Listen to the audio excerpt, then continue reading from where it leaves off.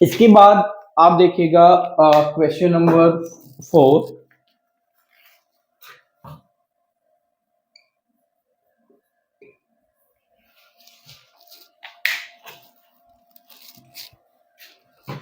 Question है limit x comma y tends to 0 0 xy and 3x square plus y square. तो देखिए इस question में क्या है, अगर आप देखोगे हम यहाँ पे x और y दोनों की वैल्यू अगर 0 0 पुट करते हैं तो रफली अगर हम देखें, मैं यहाँ पे 0 और यहाँ पे भी 0 अगर पुट करूं और फिर यहाँ पे भी 3 square plus 0 square, it is 0 0 is equal to, ये हो गया आपके पास नॉट डिफाइंड। तो इसका मतलब क्या है, यहाँ से दो बातें पता चलती हैं। पहली बात तो हमें ये पता चलती है लिमिट डज नॉट एग्जिस्ट, ठीक है। और दूसरी बात ये भी पता चलती है कि function is not continuous at 0 0। इस पॉइंट पे फंक्शन कंटिन्यू नहीं होगा। तो अगर आपके पास एक मल्टी वेरिएट फंक्शन है और लिमिट का क्वेश्चन है जिसमें आपके पास एक सिचुएशन बनती है, तो हम क्वेश्चन को आगे कैसे प्रोसीड करते हैं उसको समझते हैं। देखिए इस तरह के क्वेश्चन में हम क्या करते हैं, आगे तीन केसेस हम लोग बनाते हैं। पहला केस तो हम लोग लेंगे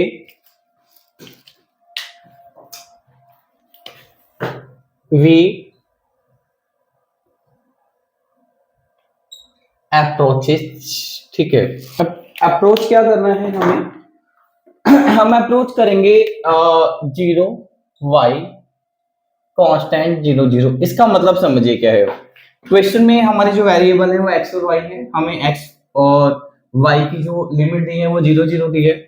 तो यहाँ पे हम आप देखोगे तो हमने x की जो वैल्यू है उसको क्या मान लिया है, यहाँ पे हमने x को माना है 0 0।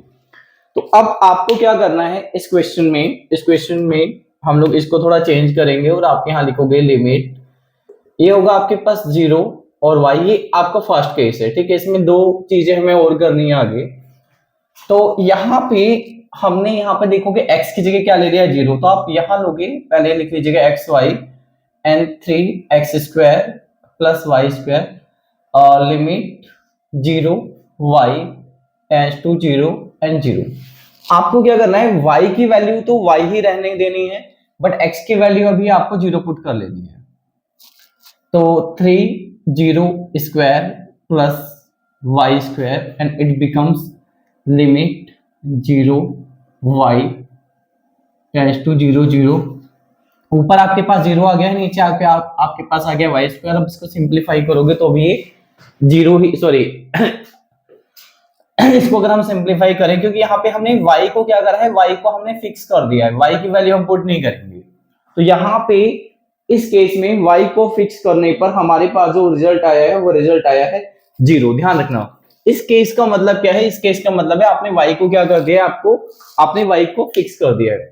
एक तो हमारे पास ये सिचुएशन है, ठीक है। दूसरी सिचुएशन हमारे पास ये है,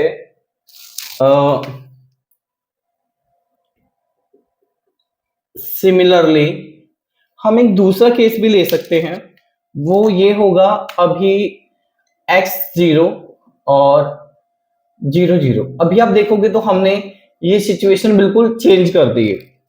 अब क्या होगा, यहाँ पे हम x को फिक्स करेंगे और हमारे पास होगा लिमिट 0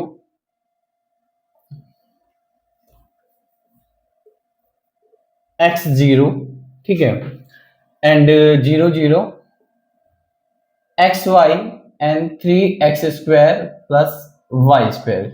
अभी आप क्या करोगे, y की वैल्यू आप 0 पुट करोगे तो ये हो जाएगा हमारे पास लिमिट x 0 टेंड्स टू 0 0 और x 0 plus 3x square plus y 0। तो यहाँ पे भी हमारे पास अब देखोगे तो जो सिचुएशन आएगी वो आएगी 0 एंड 3x²। ये हमने यहाँ पे x को फिक्स करा है तो ये भी 0 है।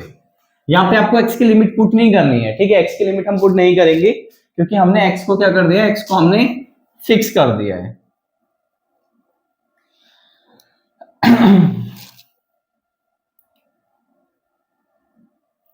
अब एक तीसरा इसमें केस क्या बनता है, वो है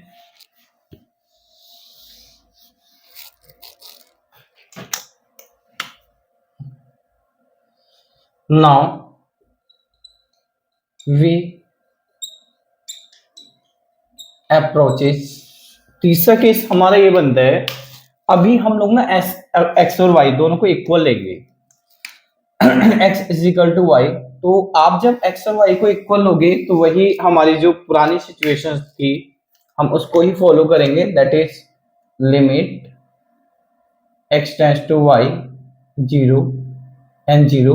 और हमारे पास था x y 3x² plus y² is equal to limit x y tends to 0 0। क्योंकि हमें यहाँ पे x और y को इक्वल रखना है तो मैं y की वैल्यू भी x पुट कर देता हूं, ठीक है। ये 3x² प्लस y की वैल्यू भी मैं x पुट कर देता हूं। तो हमारे पास ऊपर है लिमिट एक्स वाई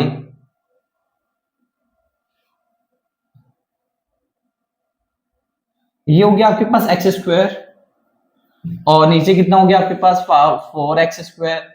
x² को आप डिवाइड कर दोगे आपके पास रिजल्ट आ गया 1/4, ठीक है। तो इसके बाद हम लोग क्वेश्चन करेंगे, क्वेश्चन नंबर 5। आप जरा इसको नोट डाउन करिए, मैं इसको रेज कर देता हूं फिर।